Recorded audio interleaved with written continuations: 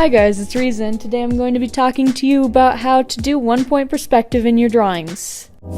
Perspective is really an illusion because the world's three-dimensional, but when we're putting it on a two-dimensional space, we have to find a way to make it look three-dimensional. So that's where perspective comes in. If you look at this street and you look at these buildings, you'll see that the lines on the buildings that would be parallel to the road end up converging if you extend them. I'll put some lines on this drawing so you can see that, and if you look, they all converge at a point, and we call that the vanishing point. The vanishing point is on the horizon line, which is basically that's where your eye level is.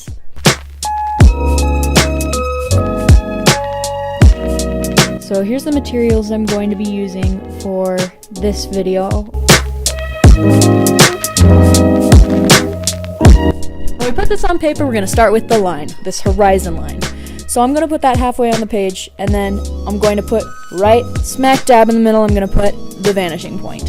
So the vanishing point is where all these lines converge, these lines that would be parallel to the road in the picture that I showed you, or parallel to the ground.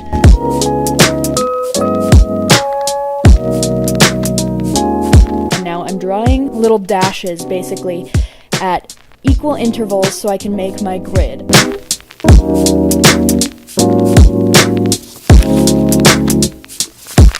I'm going to draw lines going out from the vanishing point to each of these little measurements, and these will be guidelines for when we add in objects to our scene.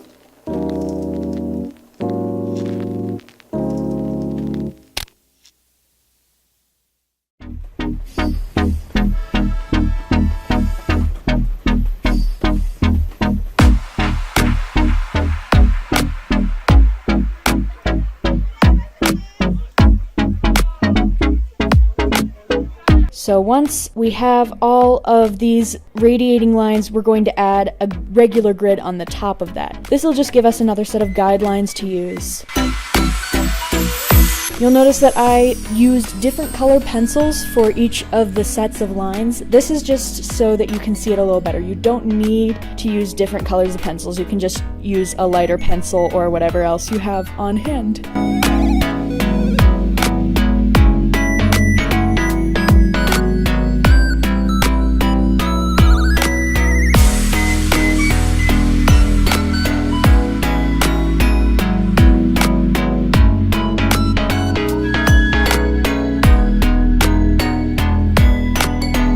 We're going to start by drawing a cube. So you'll want to start by drawing a square using the grid, the flat grid that you have down there. I just chose to use one square of the grid, and then from the corners, you're going to be going back towards the vanishing point, going along those radiating lines that we drew.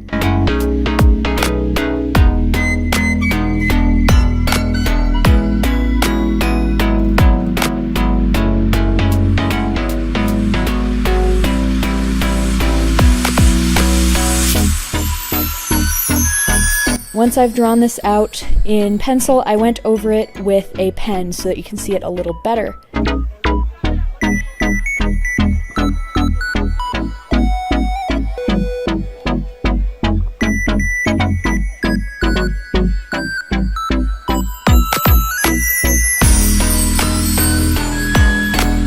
So now I'm going to do another shape, and that shape is, in fact, a cylinder. So we're going to start again by drawing a square.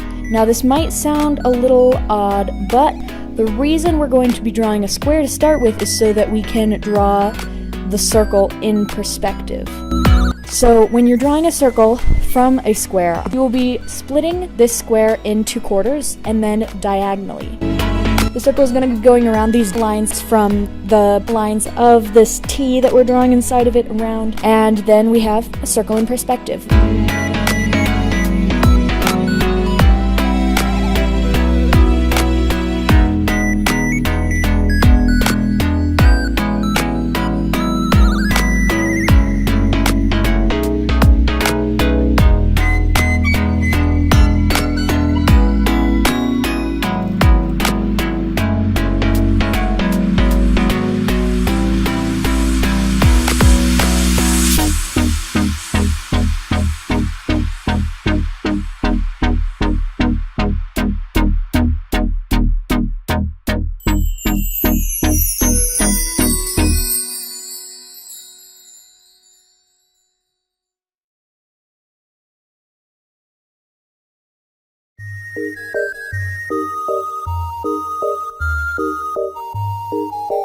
So there we have our cylinder, and now I'm going to be drawing an unusual shape.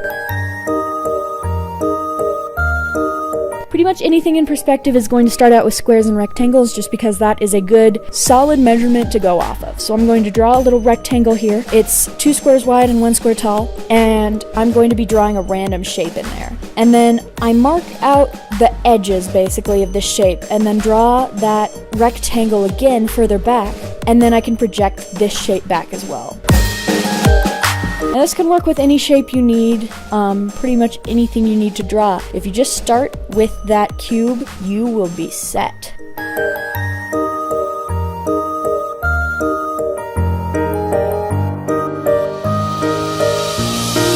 So here I'm just going to quickly draw out a landscape for you. I'll just speed this up, but you can kind of see how 1-point perspective can make a somewhat realistic view of the world around us.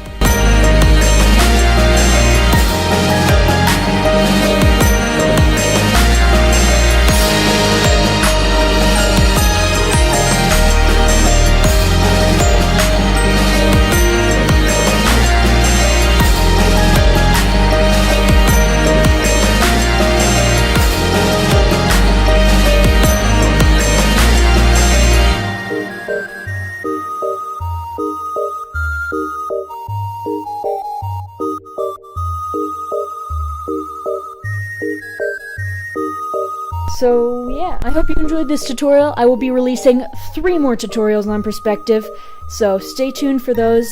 Like this video if you want to see more, and I'll see you next time.